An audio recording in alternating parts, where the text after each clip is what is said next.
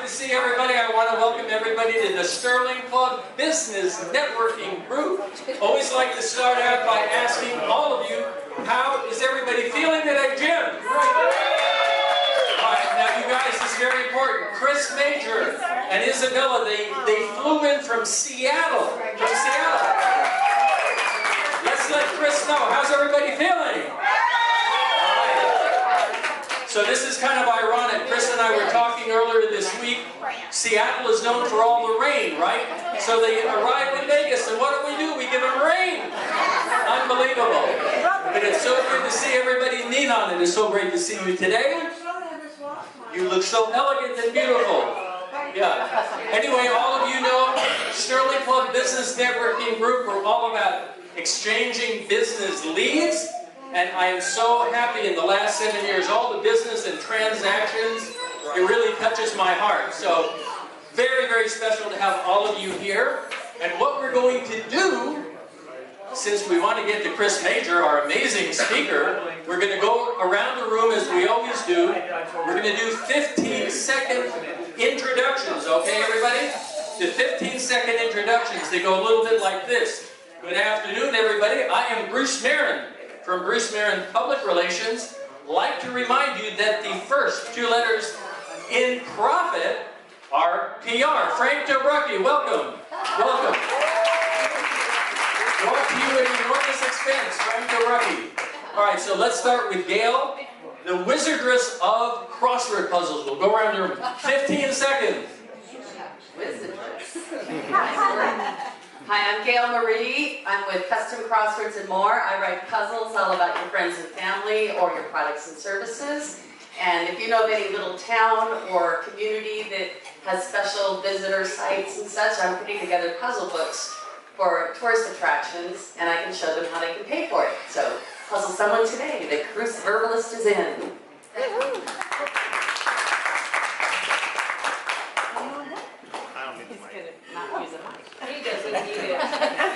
Good afternoon, everybody. I'm Mark Gordon, the muscle relaxer your doctor should prescribe and the pain reliever you deserve. I work on those nagging aches and pains, and yes, that includes husbands and wives. Send them to me and I'll send them back relaxed. You know anybody who stepped off the curb, twisted an ankle, has a little carpal tunnel problem, or just has a little hitch in their giddy up? Have them give Mark Gordon, the muscle relaxer, a call.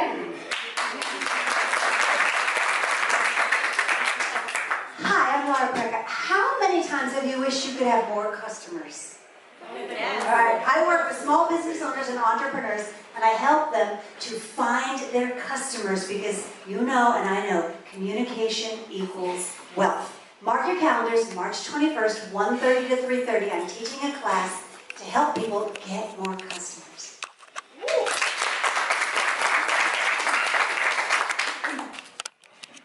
Hello everyone, I'm Luis Da Cruz with Allstate. Well, some of you guys already know me, but I just want to let you guys know we opened our second location this past Monday. So any person that's looking for the policy review or just wanting a second opinion, please reach out to us. We're more than happy to help you.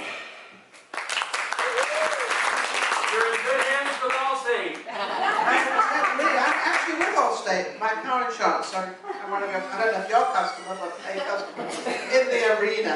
Hello afternoon, everybody. I'm Ninon Rosa, and you all know what I have. I have an internet TV talk show called Las Vegas with Ninon. Anyway, it's good to see you all. I know many of you on here. This young gentleman over here was just on my show. You were amazing, and he definitely does not need a microphone. Very much. Hi, I'm Dr. Janet Franco, aka Soulful Rosie. It's my radio name. I work with veterans with brain injury. We're really getting close to opening up our first hyperbaric oxygen center here on Eastern to treat our veterans, and our president just signed the biggest bill for the treatment for what we're doing in the history of America. So we're very excited, lower the suicide rate. And I'm also here with Valentino Johnson. He's going to be, well, you guys have all heard of Michael Jackson, but one thing about Valentino, he is the essence of Michael and the healing that Michael wanted to bring to the world. So we're going to be working together around the world to help elevate the awareness in hyperbaric oxygen therapy and the restoration of brain injury. So thank you. Good afternoon. My name is Francesca Gatto, and I am VP of Operations with Janet Franco in the organization Imagine Now. And like she mentioned, we treat traumatic brain injury. We have the Triple Crown of Health, and we have the Triple Crown of Wellness, which is custom nutrition and energy medicine and cancer screenings. Thank you.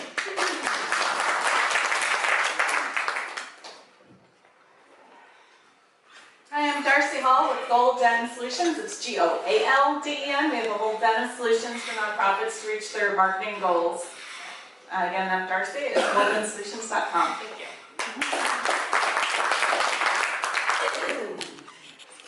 Hello, longtime friends and new friends. My name is Joyce Arias.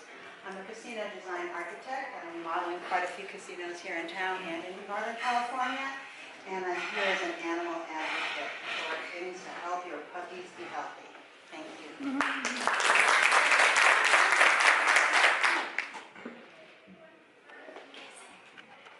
Team O'Shea. We're Team O'Shea. We're Yvette and Eugenie and my husband Eric. We're licensed real estate agents. The difference between us and the majority of real estate agents is that everybody else is out there prospecting for clients, but we do by referral only. So thank you all for your referrals, everybody that's talked to me. And that means we have more time to give your customers excellent service in real estate. Thank you.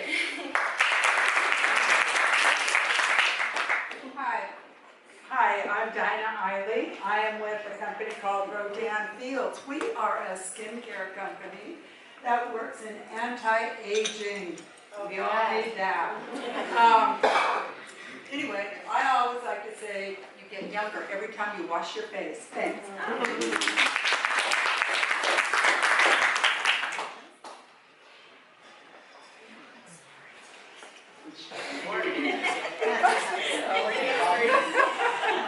Good afternoon, everyone. I'm Dr. Vicki Coleman, the anger doctor. Not the angry doctor, but the anger doctor specializing in anger management, conflict resolution, mediation, arbitration. I'm a federal mediator and a divorce and family mediator, also a psychologist. Thank you, Dr. Vicki Coleman, the anger doctor.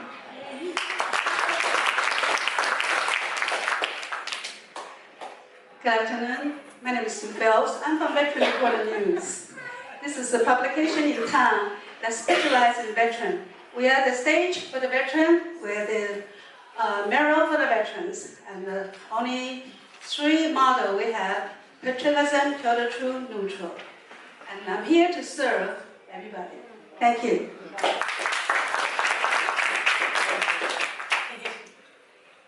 Hi, I'm Jim Johnston, the Nevada distributor for XP3. It's a fuel additive for gasoline and diesel engines. 1 ounce of this product will make your car run smoother, and the engine lasts probably twice as long. And I used to own a flight school at the Birmingham Airport. If you know where that is. I do. Yeah, I owned a flight school there. Taught people how to fly airplanes and helicopters. That was a long time ago.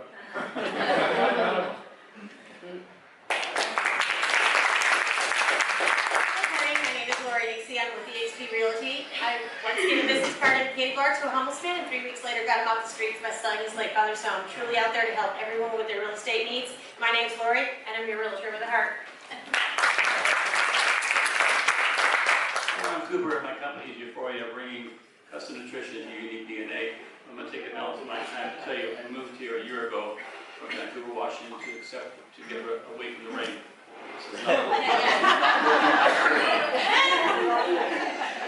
Euphoria, making you the best you can be.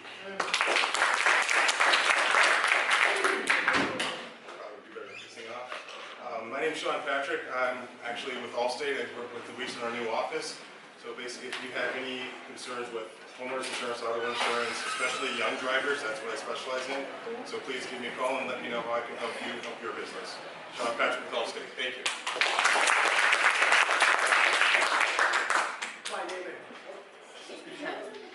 My name is Keith Kramer. I'm an actor and model here in Las Vegas. I have done 7 films and now starting a TV series called Grip.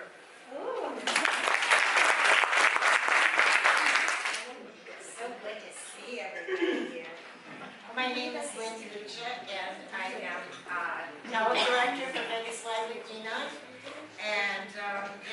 come on the show at the Peppermill Lounge every Tuesday from 1 to 3. Contact me. Hi, I'm Margie Shepard. Are we on? I don't know, but nonetheless, I'm Margie Shepard. I'm Vice President of the Stirling Club here, and I'm so happy to see everybody here today. This is thrilling. It's exciting because we're growing and we're supporting each other in business. I own Maximize Them International, which is starting to display up front. We are launching our Bling Bling line with Blingo. The owner of that company is this lovely lady right here, Jewel Bailey. Marilyn O'Leary is my regional sales director for sales and event planning. Aside from that, and really at the top of my list is I'm Vice President with Bruce Merrin Celebrity Speakers Bureau and his PR firm. So if you're looking for a speaker and you need some, pardon me, you need to be advertised, come on and stop me. Believe me, I won't come to jack. Oh, they want to book us already.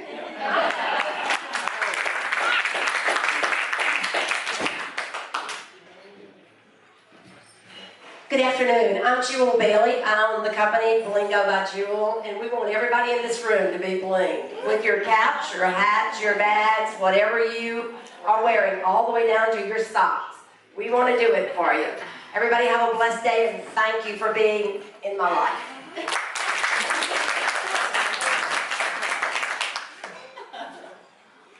Hi, Marilyn O'Leary here, and I am represented by Margie Shepard, and I sing professionally. I'm trained in many different fields. I specialize in the national anthem, and I'm also now representing Margie in this glorious bling jewelry.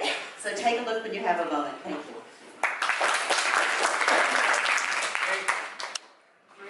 We got 3 more tables. Over here. Right here. Pass it right now. Right here. Right here.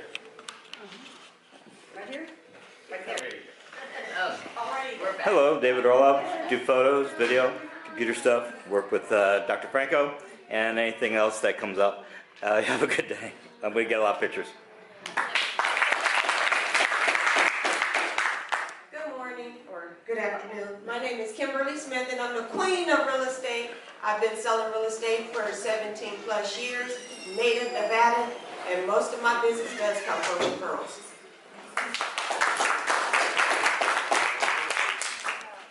Well, good afternoon, everybody. My name is Lloyd Ringgold, and I work with a company called Legal Shield. What we do is we take you from being powerless to being powerful. Because I think you will all agree that sometimes attorneys can be very expensive. What we do is we give you access to attorneys for a small monthly fee. We do that for both personal and business, and we also do identity theft protection. Again, my name is Lloyd Ringgold, Legal Shield. Have a wonderful day. I thought it was just your table. Oh, no, ma'am. I really have to. No, wow. I have a big voice to begin with. I probably don't even need this. My name is Sherry Boytz. I work for a company called Phoenix TLS. See what I mean? Translation and Localization Services out of Hong Kong. We're starting the North American branch, and I'm it. So, nice to meet everybody.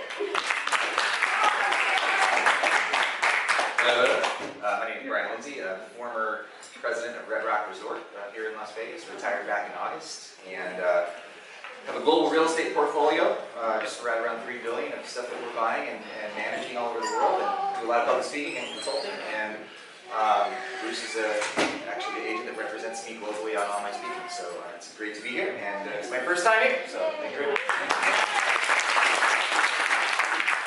Hi everyone, my name is Victoria, but shh, it's a secret, okay? So that's how you remember my name, it's a secret. Anyway, my night job is I take photos about town, so I'm an events photographer, and you see all the photos in Facebook. It doesn't matter what kind of event, it's going to be there. But my day job is I work for Paul Paddle Law. It's a personal injury, he's a personal injury attorney, okay? So now, 2 weeks ago, my daughter got pulled over for speeding, all right? So when the cop was asking for her registration insurance, she couldn't find it in the car. She was so flustered, I mean, speeding. So what I did was I told her, you should put your stuff, everything here, in the glove compartment of your car, insurance, registration, and everybody needs a pen. So I'm going to give everyone 1 each, or 2 each, it's up to you. Just let me know if you don't have it, okay? Leave it in the glove compartment of your car, it's there, but I hope you don't use it. Thank you.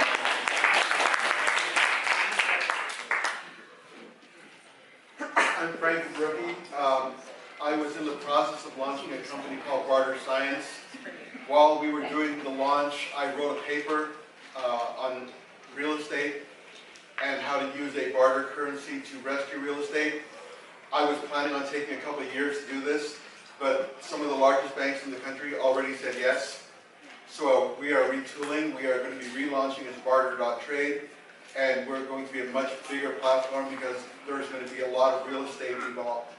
And we'll be talking to you about that in the future. Nice to see you all today.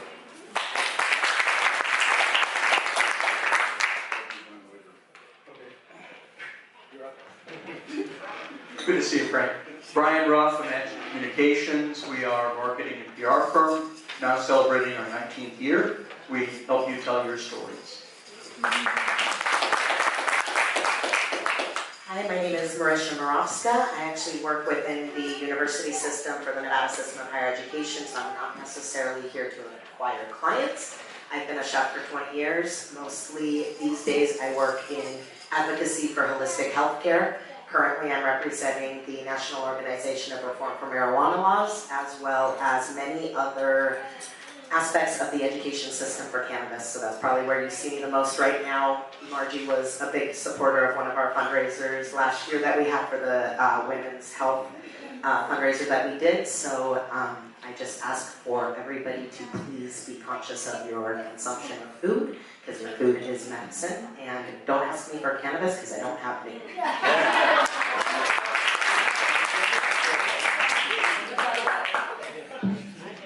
Hi, I'm Isabella from Seattle, and I work with Chris's company at HQ2.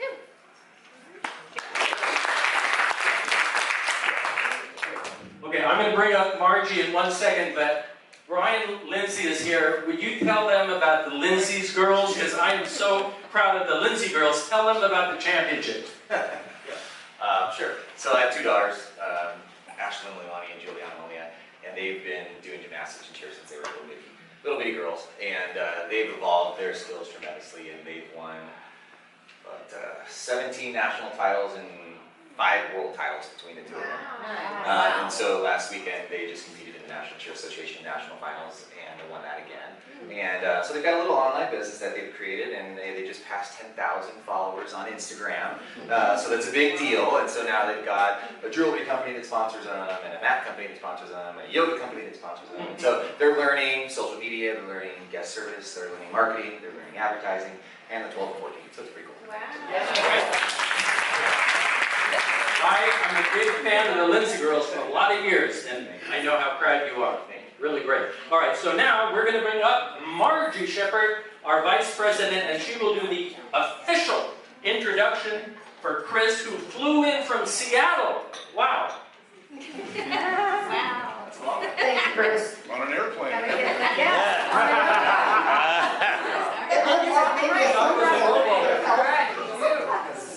Well, today we have an exceptional guest who truly did fly in on the wings, I think, of a thunderbolt. Though the baggage was lost and the rain was coming down and they were expecting sunshine and they saw clouds. But when they got here, the sky opened up, smiles aglow, and truly, truly, we welcome you. Today's guest is really an inspiration to me, and I know it will be to you as well. A leader, founding a business in 2000, they build teams in a different way. They impact lives. I'm not going to go into a big explanation because I know he is going to be very detailed and he will impact your life. The name of his company, I want to get it right, Human Potential Project. All right? So without further ado, let's bring up our very special guest, man of the hour, Chris Majer.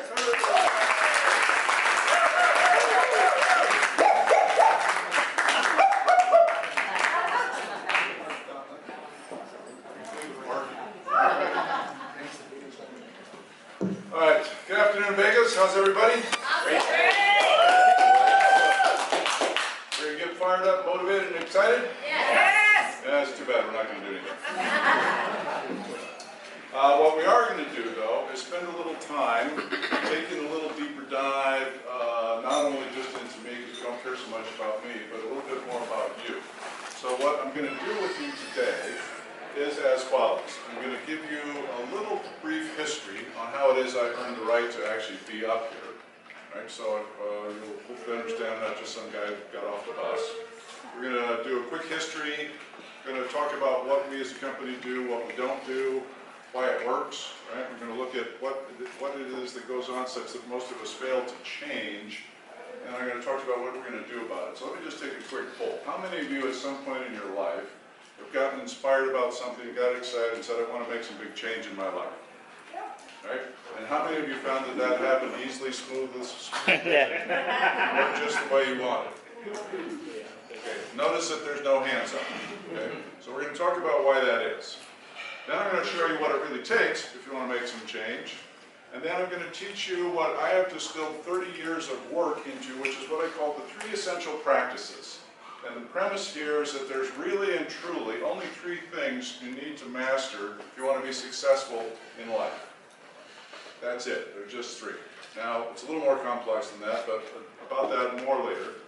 And then, distinct from just talking to you, I'm actually going to teach you something that you can do and take with you. So this is going to be a little different as we get to the end, because you're going to get up and move a little bit. So just get yourselves psychologically prepared for that. Okay, you good? And then, of course, I'll give you some time for a little Q&A. Come on. All right, so here's how we started. Entrepreneurs in the room, lots of you, yes? Okay, so I'll tell you my brief entrepreneurial story. I was a marginal football player in high school, went to the University of Washington. My football career there lasted about 24 hours. It was a mutual kind of thing, right? Don't let the door hit you on the way out. I took up playing rugby, captained the team. My senior year, went on to play first division for a number of years. I spent, as I tell everybody, I have a lost decade in my life. I spent my 20s essentially working enough to support my rugby playing habit. And about the time I was 30, it was time to grow up, which I was not at all excited about. And I realized that my body wouldn't take that level of abuse anymore. I took up the study of Aikido, met a guy who was a sports psychologist. Now in time, it's about 1980, and sports psychology was still seen as something akin to voodoo or black magic. Right? We were just buddies, young enough and naive enough to not know it was impossible. So I went to the bank, borrowed $1,500 on the title to my sports car, and that was our venture capital, and we started a company. Our mission was real simple. We wanted to work exclusively with athletes. I'd been a team player, he'd been a world-class skier, and what we set out to do was see if we could isolate and reproduce in others the elements that led to consistent winning performance. You've all seen the flash in the flame player who could win on occasion, but we wanted to know what is it that separated the consistent winners from the also-rans. Now what we did was essentially bring what was then contemporary technology to the old Greek model of mind, body, and spirit. And we put together a body of work that was highly effective with our individual clients. We had one little problem, which was, now remember in time, it's the early 80s, this was before Nike and Adidas exist the way they do now. So all of our clients were getting tremendous results, but they were all amateurs and broke. You can follow the bouncing ball here? Okay. So doing great work, not getting paid. Flaw in the business plan. So we turned our attention to teams. We saw the same thing you've all seen. Yeah. Yeah, play it again, play it again. All right. Yeah. So we saw the same thing you've all seen, right? You could take a group of individuals, those individuals were terrific, put them on a team, and the team would stink. Yes? Right. And we said, well, that's no good, and that happens in other arenas besides sports. There's something for us here to learn. So we expanded our model from mind, body, and spirit to mind, body, and team, and we got at the underlying phenomenon that enabled the group to function as a unity. We had the opportunity to work with some terrific teams. We worked with Olympic teams, national teams, professional teams, and that work, in turn, much to our surprise, caught the attention of the military. And I spent almost 3 years working exclusively with the Army. That culminated in a year-long classified project with the Special Forces, where we had a programmatic blank check, push the boundaries of what's possible. So just as a quick check here, this gentleman here was our customer at Scenic Fort Hood, Texas. How many of you have been to Fort Hood? Excellent, so you know better than to go back, right? All right, so what we had here was 6 months after we were gone. So what I want to impress on you is this was not in the afterglow of the program we did, but 6 months later, right? Overweight profiles were down 66%, sick calls have been cut in half, drug abuse was down by 60%, PT, physical training test scores averaged a 25-point increase. Unprecedented in their world. Wow. As I said, that turned into a year-long classified project with the Special Forces. At the end of that, I said to my guys, we've been fortunate in that we've had the opportunity to develop a body of work that's proven effective in 2 arenas where performance matters and where you can measure it. First with athletes, then with soldiers. I, however, do not want to spend my whole career training soldiers, so we're going to turn our attention to a different game called business. And this one's actually going to be more challenging. And my guys all looked at me with that RCA dog look, you know, like, I don't mean physically, but think of it this way. On a business team, and we use that term loosely, there's a vast gap in the level of competence and commitment on the part of the players. There's no timeout, there's no spring training, there's no off season. By our standards, they don't actually do any real training. How are we working that way? So we went to work, built out a corporate program, and I'll tell you my little entrepreneurial story. As I said to my guys, look, I look at the competitive landscape. There was this guy named Werner Erhard and some kid named Tony Robbins and some other people out there in the space at that time said, I don't want to be like that. I don't want to build a cult. I want to build a business. So it's not going to have my name on it. It's going to be scalable. And I'm going to put together a business plan. We're going to go raise money. Once again, I got that look. I said, you're 33. What do you know about writing business plans? And this was before there was venture capital and angels and so forth. So I persisted, put together my plan. The very first guy I talked to said, this is the coolest thing ever, wrote me a check for $400,000 in 1984. My experience was, what's so hard about this? If only I'd known. Right? So, over the years, we've had the opportunity to do some extraordinary work with some of the greatest companies in the world. I'm going to talk to you about 2 quick examples so you can get a sense for the magnitude of what we do. You all remember, how many are old enough to remember the old AT&T? The original, right? Remember their motto?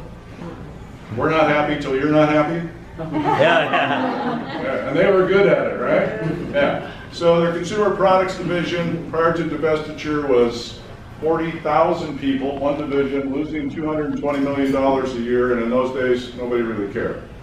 They had to get competitive. They'll boil this down to you. They had called McKinsey, who took the headcount from 40,000 to 16,000 in 9 months, and was very proud of themselves. So they'd accomplished their mission. Financial hemorrhaging has quit. This is like the arrogant doctor crowing that the patients quit bleeding. It's because he died, you moron. Yeah. Right, so they did stop the financial hemorrhaging, didn't notice that everything else had stopped, and how's this for a mandate? The name of this project that we got handed was Project Miracles. Because they were clear, we need a miracle to turn this thing around. So we put 6,000 managers through a week-long intensive over the course of about 24 months. Over the course of 48 months, they went from break-even to generating $3 billion in profit for AT&T. They tried to buy us twice out of that. Thank heavens I didn't say yes to that. I'd be sitting in some apartment in Parsippany, New Jersey on a bunch of useless AT&T stock. Y'all remember Columbia House? Yep. Right? Remember them 6 CDs for $1? Yep. What I thought was really cool about them records for $1. Well, no, go back. All right. Benno's cassettes and yeah. And they could find you even when the IRS couldn't find you. You know, when you're in college and you move around a lot and you're there like 3 days in your new place and here's your new CD, Barry Manilow's Greatest Hits, Volume 27. Right, so you didn't want to be there. They're a $1 billion a year company. Blackstone buys them, looking to do their thing. They went through every business person's nightmare. Imagine this if you can. $1 billion a year company. Within 1 quarter, they're a $600 million a year company. Ouch. What happens? Napster. Disruption. Right? So they came to us.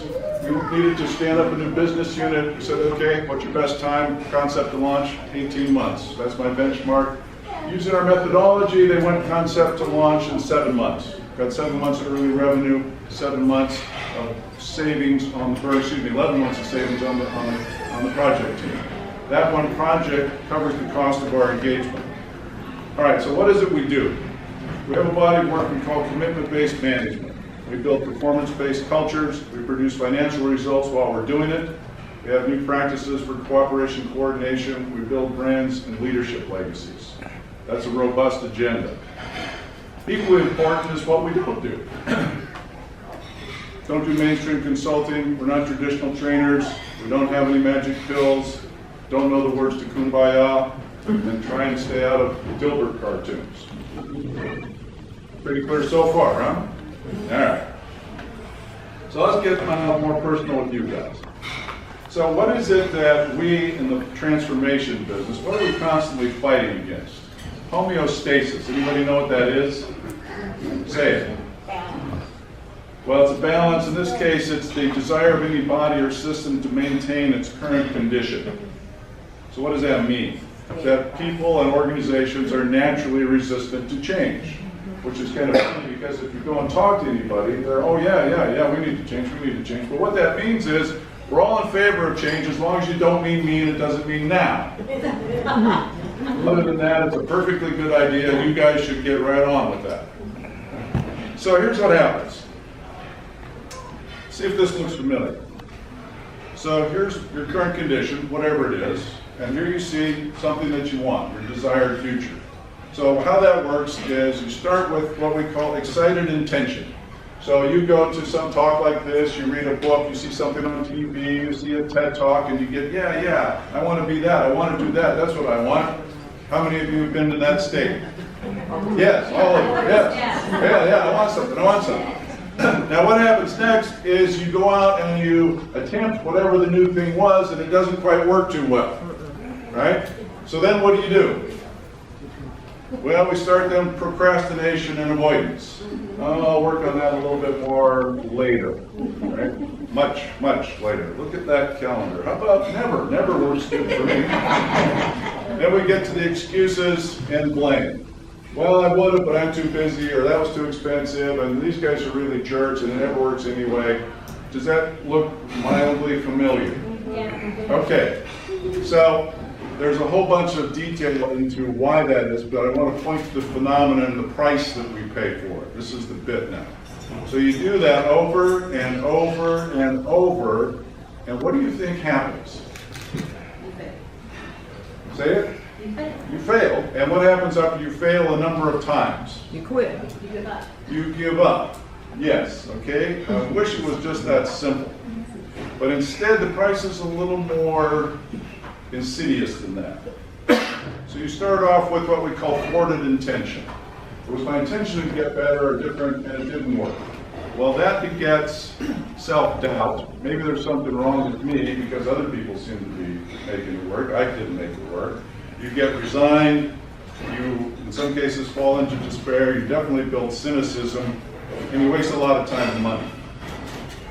Someone familiar? Okay. Now, the downside here, the part that nobody likes to talk about, is you do that enough times, and then instead of this glorious, inspired bundle of possibilities that is your birthright, you become this increasingly shrunken down, smaller, more disinclined to risk, kind of tightened up bundle of concerns. That's not what you were put here for. That's not what you were destined for. But yet that's what we let happen to ourselves because we don't know. It's not anybody's fault. It's we've fallen into a big trap here. And the trap is real simple. I'll explain it to you. We've been sold a bill of goods about learning. We think learning is about getting inspired, motivated, getting some new information, getting some new ideas, getting new data, right? And if you're in school, it is. But in the rest of your life, learning has to be seen as the development of new competence, a new capacity for action. Now what we learned early on working with athletes It was easy to get them to understand stuff. They're not stupid. But no amount of understanding ever produced competence. No amount of understanding, insight, information, motivation ever produced competence. You only get competent one way, and that's with practice. Think of anything you're good at. You didn't get good at it by reading a book. You might have gotten inspired to go do it by reading a book, so don't misunderstand me. I'm not saying don't read books, but don't confuse that with what it's going to take. Now here's the thing. Your mind understands, and understanding can occur in an instant.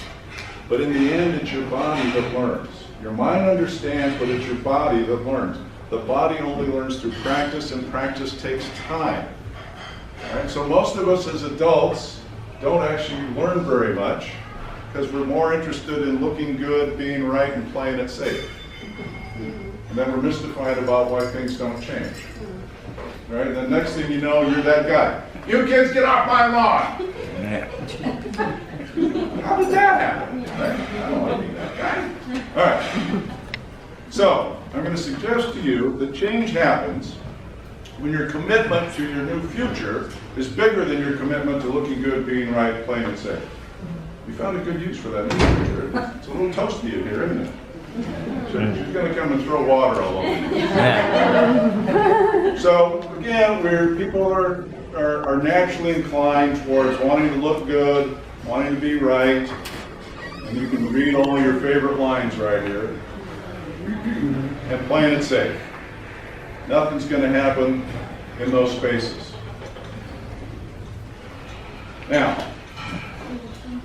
what it takes is a little bit of a different formula. So we start with excited intention. You then need to make a serious commitment about developing yourself. We take care of the mental barriers, all those things we just got through pointing to. We learn some new confidence and get goals, plans, and then we go back to Nike, just do it. And that's how you produce real life change and transformation. It's not magic, it's just about rigor. Right? Now, as I promised, I'm sure that was all very exciting, but I want to actually get you to doing something here. So, now I see a number of you furiously taking notes. Let me just tell you, at the end of this, I'm going to give you a slide, you take a picture of it, and it's got a link. You can go and download the whole thing. So, I'll save you. Feel free to take notes, but just so you know, you're going to have a chance to get this whole thing. So, 3 basic practices. We have a whole body of work, and some of it takes years to unfold, but it all boils down to 3 things. And here's why I want you to pay attention. 1, there's only 3 practices, and 2, you always do them in this order. Every mess that you've made in your life has occurred because you got these things out of sequence. Centering, listening, speaking. Most people do them backwards. Right? And then the next thing you know, you got problems. Now, listening and speaking are linguistic practices. Centering is a somatic practice. Somatic meaning integrated mind and body. I'm going to teach you Centering 101 in just a moment. So, centering has 3 aspects to it. Present, open, connected. The most difficult thing for us as human beings to do is to be present, right? Because what happens? Where do we want to go? The future, the past. We're always time traveling. We're always wandering around, right? It's very difficult to be present in the moment. We fixate on the past. We speculate about the future. The problem is we tend to look at the past through these nostalgic eyes, right? So we romanticize things that probably never were, or fantasize, right? Or we look at it with regret. Oh, if only I hadn't done that. Well, in the future, we go with hope, which I call nostalgia for the future. Or we dream, or we have anxiety. Oh, what's going to happen? Oh, I can't. None of which enables you to actually be here. So we're going to work on the now. The only place you can actually act effectively is right here, right now. All right, so that said, here's what we're going to do. We're going to ask you in a second to stand up. I'm going to teach you this practice because I want you to be able to go home with something. I'm going to have one little ground rule while we're doing the practice, which is everybody participates, and at some moment I'm going to raise my hand. right? When I do that, I want you to do two things. Raise your hand, because that tells me that you saw me. And two, as your hand comes up, let that be a lip lever. Right? Because you're going to want to talk. It's okay, but it'll get too noisy in here and I don't want to shout at you. So as the hand goes up, yours goes up, let it be a lever for you, okay? So this will be double fun as they're trying to serve lunch. Perfect. Okay. So here we go. Everybody stand up. Now, you guys are all good. We're going to do different kind of networking here, so you're going to need a partner for this exercise. So get yourself a partner. All right. Let me borrow you. All right, here we go. All right, pay attention now. Here's what we're going to do. All right, so first thing I want her to do, actually let's do energy first. Do this. Take your hands like this. Do exactly what I do.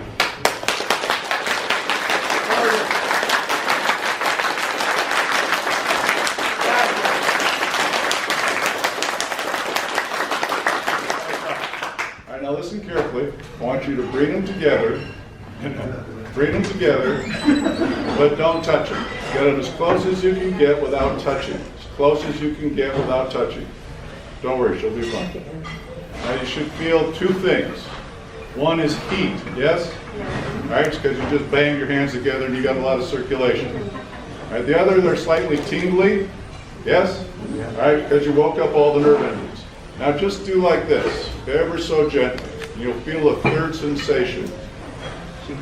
You've got just like two little magnets that don't want to go together. Yes? You all feel that? Yeah. All right, now turn to your partner. Hold your hands still. And one of you just kind of move one hand and notice what you notice. You can feel it, right?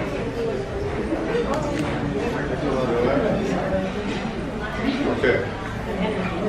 All right, now. In the Chinese tradition, they call that qi. In the Japanese tradition, they call it ki. In the Indian tradition, they call it prana. In the West, we don't really have a term for it, so we call it the force. Yeah. All right, cool? Got that? All right, now what you're going to do, get to your partner. Relax. Okay. All right, now what the partner's going to do here is I want her to just stand comfortably, plant her feet, and the object here for the partners is don't move your feet. Clear so far? Yep. All right, so what I want you to do now is make yourself kind of tough, be tough. We all know what it is to be tough, so you can squeeze and hold everything and tough, okay? Now you guys watch, because I'm going to test her, which means I'm going to face her shoulder, I'm going to put one hand behind her back, and I'm going to come with this hand and gently, the key word here is gently, make contact with the little finger side of my hand, and at about a 45-degree angle, I'm going to gently push backwards and down on her and see what it takes to move her. You're being tough now, remember? You are tough. Okay? And I keep my hand behind her just in case. Got that? Okay.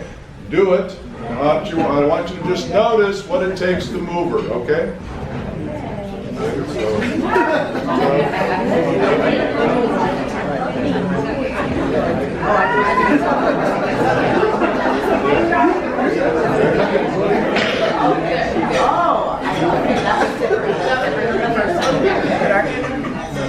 All right, make sure you switch partners so you both get the experience of both ways. What about here? Oh my God, I'm like... Yeah, just like that. With that move. All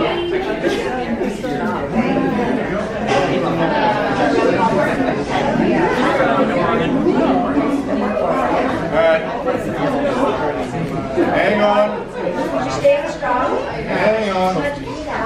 Okay, here we go. All right, now pay attention. All right. Let's work. We'll take pictures later. Here we go. Now, here's what I want you to do now. Partner, first one, plant your feet again. Now we're going to work starting at the top. Head. So get your head on straight over your shoulders. Take your shoulders and roll them up and back. All right, so just imagine now you've got your favorite shirt, blouse, whatever, on a hanger in the closet. So it's not collapsed and it's not all starched. That's how your shoulders should be. Shoulders are on square over the hips.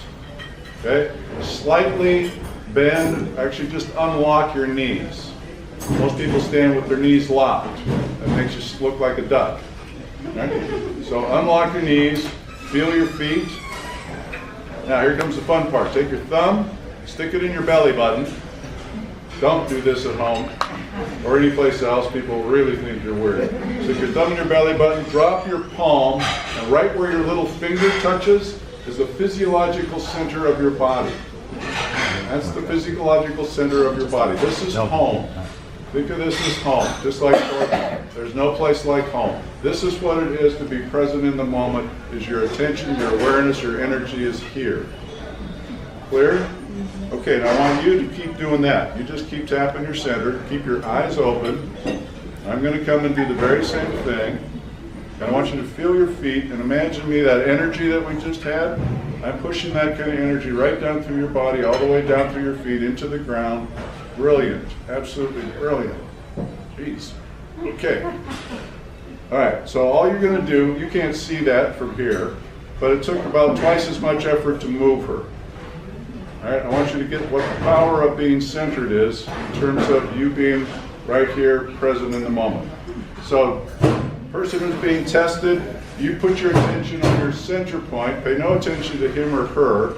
Person who's testing, gradually increase, and I want you to notice the difference between the first time and the second time you did the test. Clear? Okay. Go for it, make sure you switch roles.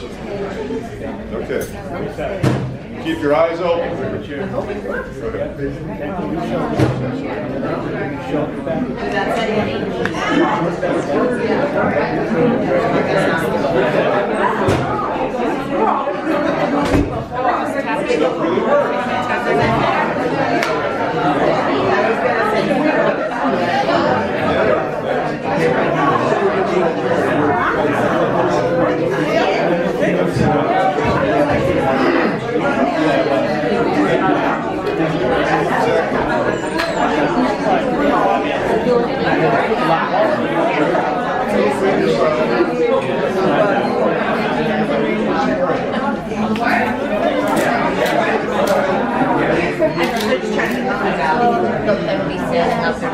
What's going on? Alright. Question. How many of you were able to notice a difference? Okay, go ahead and have a seat. Right now we've created total chaos for the servers. Alright, so let's just have a quick conversation. How many of you noticed the difference again? Okay, what did you notice?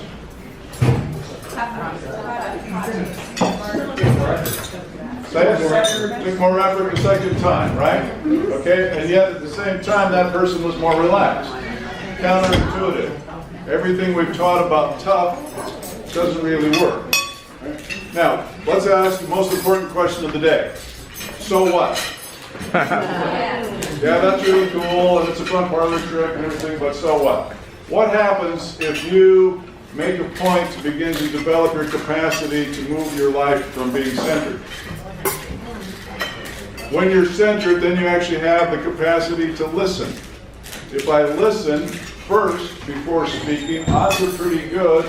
I'm going to notice something, pick up something that shifts the conversation I want to have. That's how you build power in the world. All right, now there's 100 distinctions inside of listening and 100 inside of speaking for how do you have powerful conversations, all that stuff. That's the basis of commitment-based management. But for now, as I said, I wanted to give you a little taste of something rather than just talk to you. So, here's what we bump up against all the time. Always. All right? All right? Yeah, that stuff's really great. I'd love to do that, but we're too busy. Okay, yeah, but too busy doing what? So it isn't so much that you're too busy or we can't afford it, it's that we've had that failure cycle so often we don't actually believe it's possible to change, and rather than say that, we'll come up with these seemingly rational excuses. So here's what's possible with us. We've got an online program that we do. It takes about 3 months. It comes with live coaching, 18 modules. Again, you're going to get all this later. We've got the newest edition of my book is coming out, and right here, if you're interested after we're done, Isabella will be happy to take some cash from you. We've got the last few remaining editions of the last run on the thing. So we made a bunch of changes in it, so you can have one right now for 20 bucks, or you can get pre-order the new one. And I'm going to leave that up for a minute because this is where you take a picture of the screen if you want to get the download for the presentation.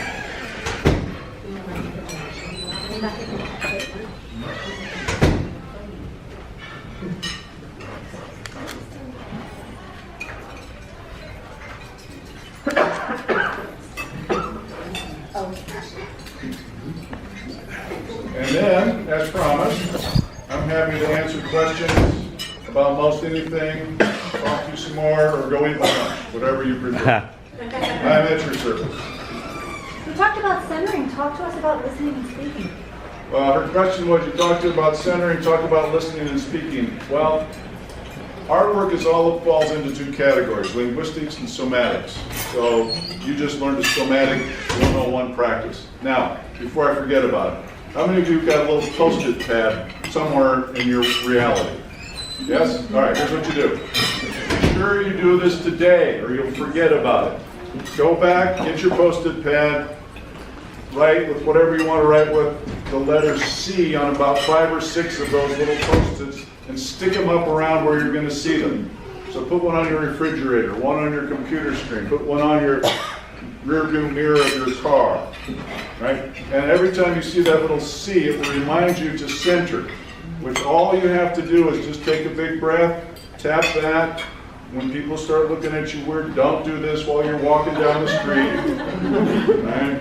And it's the 2 reasons. 1, you'll get arrested, and 2, you'll tell the cops that I told you to do it. So don't do that. Just use that. It's literally like the Wizard of Oz. All you have to do is think, center. There's no place like home. Right now, listening to your question, listening isn't about hearing. Those are 2 different things. Unless you're deaf, you have the capacity to hear. Listening is an interpretive function that human beings do all the time. And so if you learn a set of distinctions and practices about how to actually be present with somebody, you can listen to them very differently than you would otherwise. And then in turn, that shapes the conversations that you want to have. So part of what we teach all of our business clients is, well, how do you actually have what we call a conversation for action? People really don't know what it takes to get things done. So we spend a lot of time communicating in most businesses, but in our world, communication is by the successful coordination of action. If we're not getting anything done, I don't care how much air we're moving. So we've got a whole body of work about those 2 things. Who else has a question? Yes, ma'am.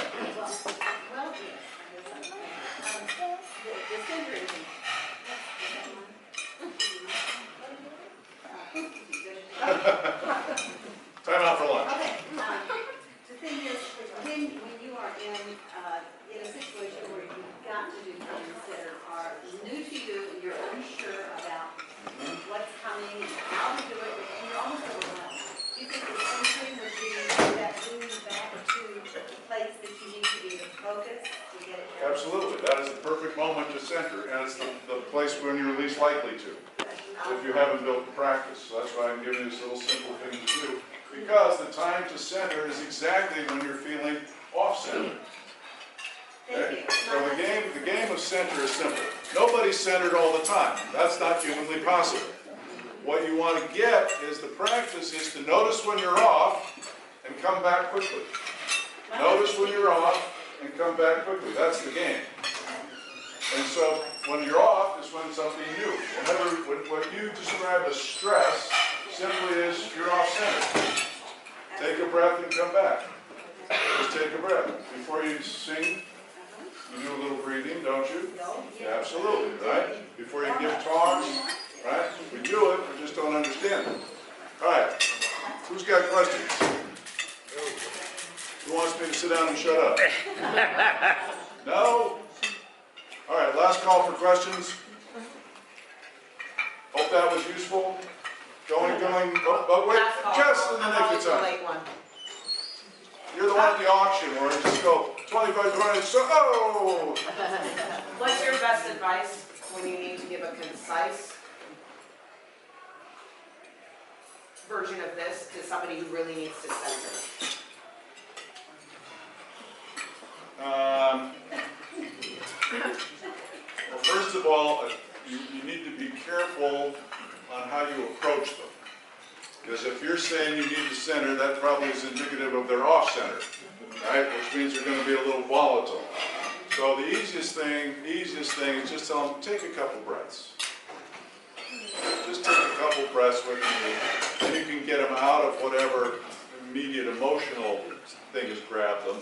And then you can have a conversation about, I just talked about feel your feet, wiggle your toes, right? That'll bring their energy down. Then you can kind of move from there. Thank you.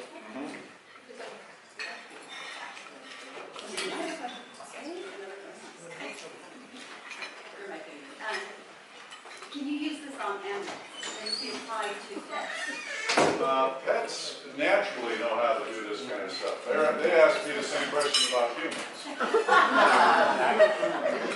Yeah, humans are much more difficult to watch. And also, does your book touch on getting exercises as well as, Yes. as your philosophy? Yeah, so here's the thing.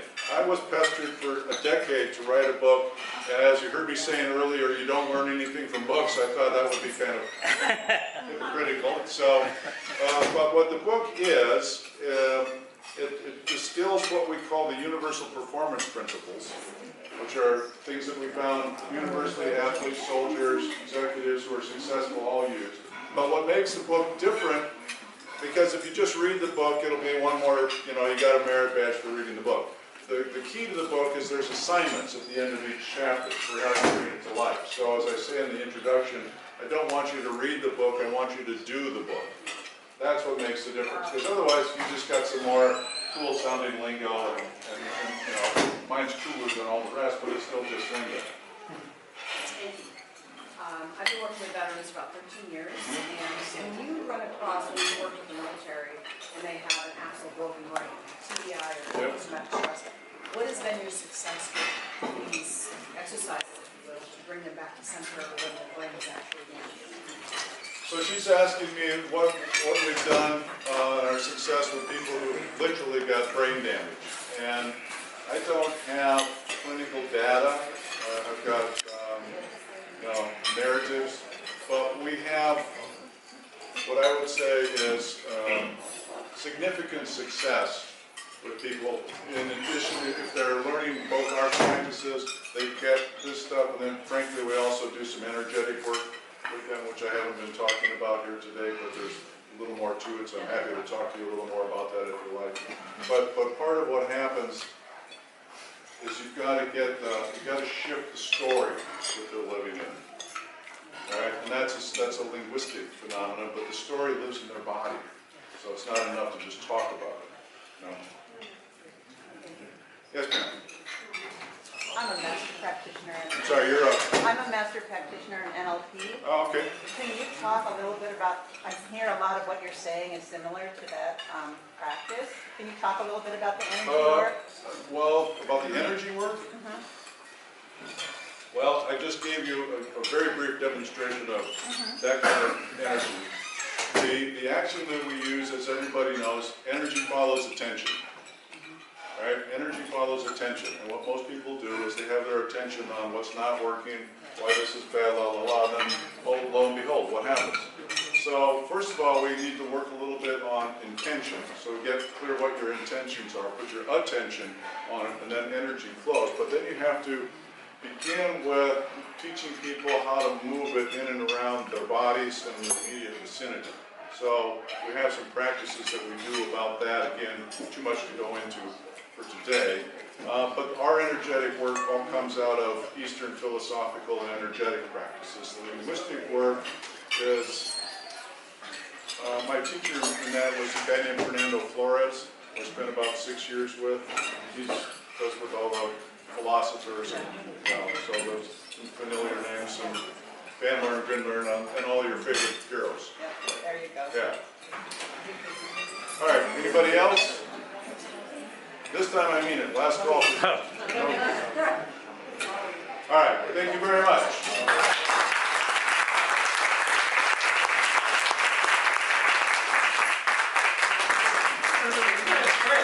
Absolutely a great job, and we know you both came in from Seattle. It stopped raining. All right, now listen, I told you to see Isabella if you want to buy a book. I got to tell you, this was her first official business trip as the new executive assistant. It didn't get off on a good foot. So our plane was late. We get here, they've lost her luggage, which she still doesn't have. Right? The hotel we get to turns out it's in the middle of being remodeled. And we came to Vegas to get some sun, and it's pouring down rain. So she's like, "Really? This is life on the road? Yeah, welcome to it."